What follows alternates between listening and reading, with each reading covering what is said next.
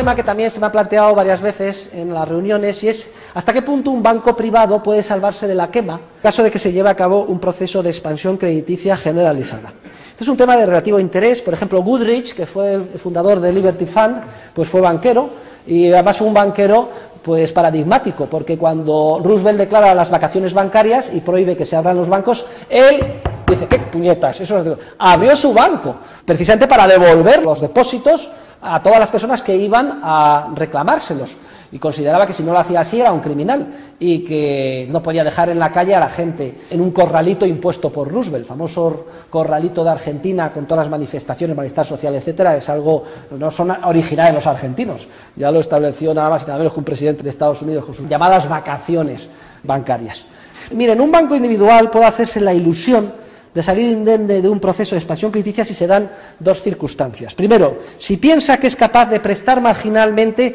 solo a los proyectos más rentables y seguros, es decir, aquellos que cuando llegue la crisis pues no se vayan a ver afectados o se vean menos afectados por la recesión económica. Y en segundo lugar, si piensa además que la expansión crediticia en la que él va a participar financiando los proyectos de inversión que piensa que van a salvarse luego, es una expansión crediticia además que es seguida al unísono y a un ritmo parecido por el resto de los bancos, de manera que no pierda reservas en el intento. Por eso es tan importante para los banqueros, y ellos tienen la intuición, si no hablen ustedes con cualquiera, Botín o con cualquiera, de que es importante que la expansión crediticia esté orquestada para que los bancos vayan más o menos todos al unísono. Si un banco expande a un ritmo más rápido que los otros, inmediatamente pierde reservas y se encuentra en una situación relativamente más insolvente. Es el fenómeno de Banesto en la época de Mario Conde o de los bancos de Rumasa, etcétera. Le decía Joaquín Reich Albiol, que en paz descanse, que no había ninguna diferencia entre los bancos de Rumasa y cualquier banco de los solventes de entonces, sea Banco Central, etcétera. Simplemente unas pequeñas diferencias de grado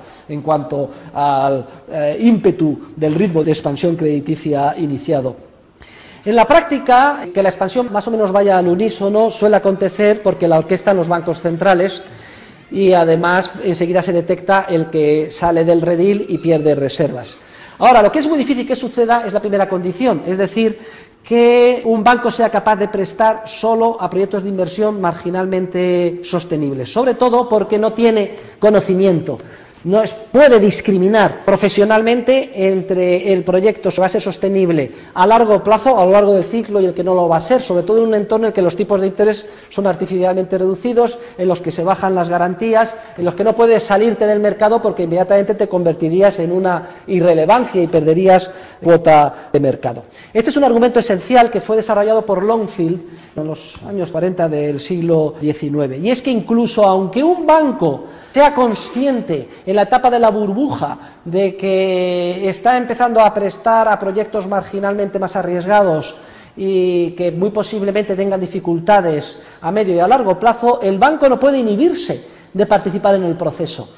No les puedo decir el nombre, pero no hace muchas semanas el presidente de un importante banco español me decía lo siguiente, me decía que ellos eran conscientes del alocado de gran parte de los préstamos que estaban concediendo, sobre todo en el ámbito inmobiliario en España, pero que se veían forzados, entre comillas, a participar en esos préstamos sindicados, porque si no lo hacían, les corrían a gorrazos los analistas financieros, los agentes económicos, los de la bolsa, y sobre todo perdían su cuota de mercado, se quedaban convertidos en pocos años en una irrelevancia desde el punto de vista de cuota de mercado, se ven forzados a participar en la locura, en la hoguera. Y esto es algo que yo en el capítulo 8 de mi libro Dinero, Crédito Bancario y Ciclos Económicos explico con un pequeño esquema tomado, aunque invertido, del dilema del prisionero, de cómo nos vemos forzados a tomar medidas en la errónea dirección, decisiones y acciones en la errónea dirección, aunque tengamos muchas dudas de que sean las correctas, de que preferimos equivocarnos todos juntos a estar en lo cierto y quedarnos aislados y que nos den una patada. Incluso además la historia parece confirmar esto.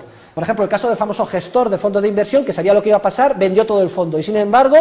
todavía continuó unos meses la expansión. ¿Y qué pasa? Pues la gente, decía mi abuelo, está deseando que la engañen. Los partícipes en el fondo le vetaron a este gestor que tenía razón y lo echaron, porque no fue capaz de aprovechar las subidas marginales de los meses que quedaban. Aunque él tenía razón, y todavía está riéndose porque luego perdieron hasta la camiseta cuando todo se desmoronó. Pero fíjense ustedes cómo un entorno erróneamente diseñado lleva para que todos vayamos a pies juntillas a tirarnos por el precipicio. Por tanto, soy muy escéptico de que un banco pueda salvarse de la quema, incluso aunque ponga el máximo cuidado desde el punto de vista profesional por hacerlo. Es cierto que hay que reconocer que puede haber diferencias de grado. Un banco más diversificado desde el punto de vista geográfico pues puede a lo mejor inhibirse si es que la mala inversión se ha centrado en algún área determinada. También cabe concebir que en términos de grado se haya implicado menos, no haya invertido menos en hipotecas o en el sector inmobiliario, aunque haya